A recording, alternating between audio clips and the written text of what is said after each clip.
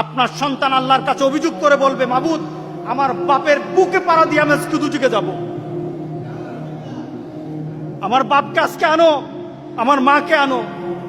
আমার চুলটা লাল হতো না যদি আমার বাবা শাসন করত, আমার চুলটা লাল হয়ে এদিক ওদিক যেত না যদি আমার বাপ আমাকে বুঝাতো, যদি আমার বাপ আমাকে বলতো 5 ওয়াক্ত নামাজ পড়বি, তোর জন্য পুরস্কার আছে, 5 ওয়াক্ত নামাজ পড়বি, না পড়লে কিন্তু শাসন আছে, এই কথা যদি বলতো তাহলে আমি আজকে খারাপ হতাম না। অনেক দিন আগের এক ঘটনা,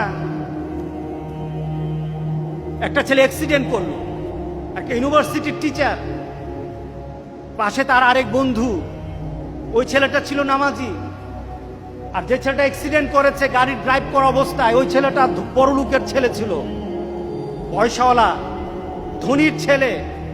আল্লাহ কি আল্লাহর লাগে নাকি? নামাজ কি নামাজ আর লাগে নাকি?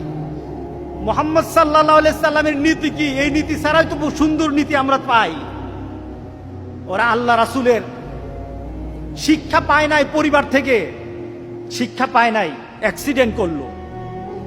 যে ছেলে পাশে বসা ছিল নামাজি ছেলে, ওই ছেলেটা ইনজুরি হলো, সেই হালকা আহত হয়েছে, আর এই ছেলেটা খুব বেশি ইনজুরি হয়ে হসপিটালে ভর্তি, অ্যাপোলোতে ভর্তি। মা অনেক পয়সাওয়ালা, বাবা অনেক পয়সাওয়ালা।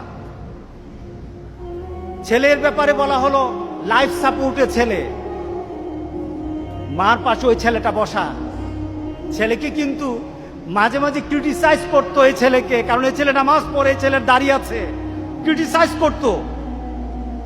এবার মা কেঁদে কেঁদে ওই ছেলেটাকে বলে, তার বন্ধুকে বলে, বাবা আমার ছেলে কিন্তু নামাজ পড়তে জানতো না, আমার ছেলে কিন্তু কোরআন পড়তে জানতো না, বাবা তুমি একটু দোয়া করো না আমার ছেলেটাকে যেন আল্লাহ ভালো করে দে,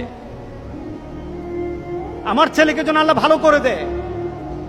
আমার ছেলে তো দিনদারি শিখে নাই, দিনদারি পারে নাই, আমিও তো কিছু বুঝি না।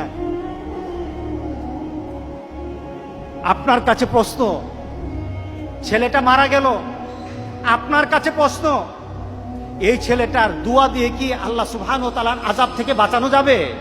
না, দোয়া দিয়ে বাঁচানো যাবে না। ছেলে যখন, গ্রামের একটা কথা আছে, কাঁচাতে নানোয়ালে বাস, পাকলে করে ঠাস ঠাস।